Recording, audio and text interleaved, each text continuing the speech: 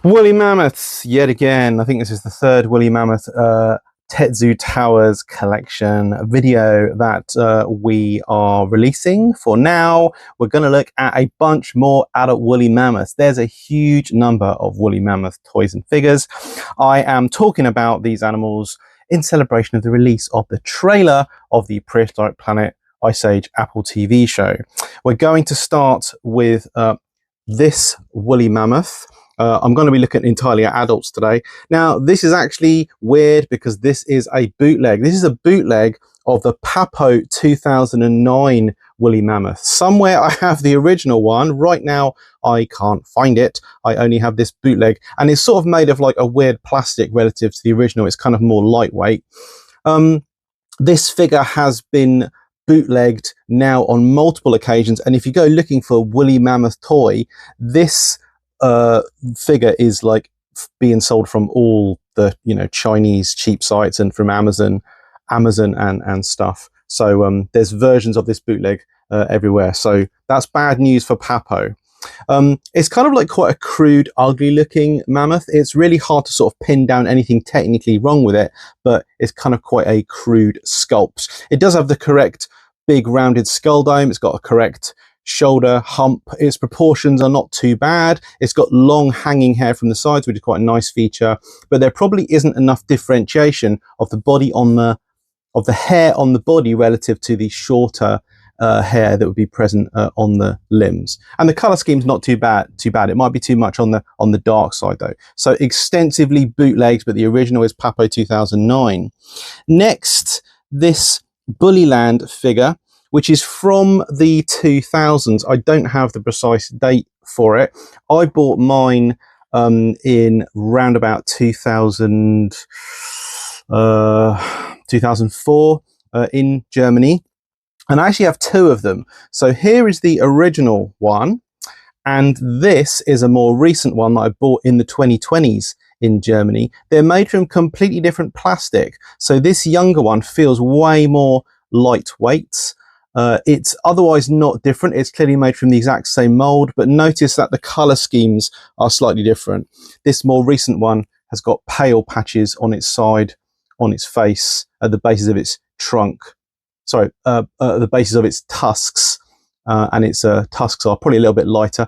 And again, it's not a bad figure. It's hard to find things that are technically wrong with it. There are a few details that I would make look different. I wouldn't make the ears that prominent, for example, but yeah, not bad. So the Bully early 2000s adult woolly mammoth.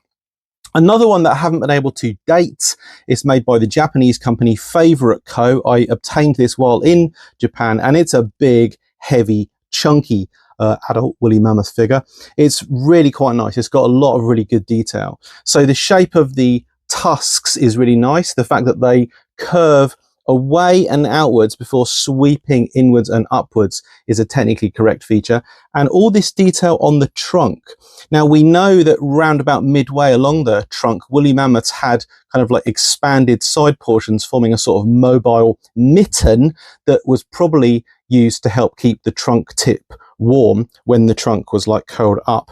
It doesn't have the mitten, but it does have quite distinct ventrolateral mobile edges to the trunk, and it's got like quite nicely detailed transverse ridges on the trunk as well. So the Favorite Co woolly mammoth, probably from round about 2008, I reckon. Pretty good figure.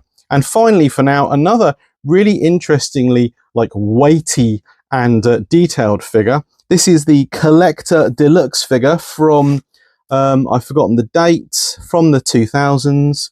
Does it say on its underside? If it does, I can't quite read it. The letter's not clear enough on my sculpt. I think 2009. So CollectA 2009, CollectA Deluxe.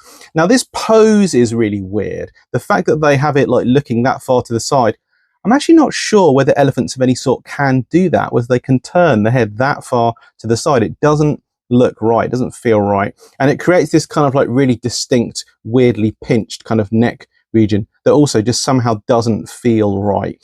You know that the shoulder hump is partly supported by giant neural spines, bony spines sticking up from the vertebrae, and they've got long ligaments that attach to the back of the head. And that's one reason why I think that you couldn't they can't do this. They've got to have like a continuous connection between the front of the hump and the back of the skull. But a lot of really nice detail here. You can see there's loads of detail on the fur. They've given every single toenail a detail, meaning that it's got 5 toenails on the forefeet and 5 on the hind feet. And that might not be true for woolly mammoths. Some of them have 4 toenails on their back feet. This is actually a variable thing within living elephant populations. We think it was variable within the woolly mammoth as well. This tusk shape is not too bad, and I really like the sort of detailed wear, the grooves and stuff that they've built into the tusks. We know from living elephants and from fossil woolly mammoths that they used their tusks in ways that did result in wear and tear, even the ends getting broken off and stuff. So that's a really nice feature. And you can even see details of the mouth interior. You can actually see some of the molar teeth inside the mouth. I've kept the label on it. I like to do that with some of the deluxe figures. So there you go. 4 or 5 if you count both versions of this big woolly mammoth. 4 or 5 big adult woolly mammoths. There are many other woolly mammoths to look at. I will stop there.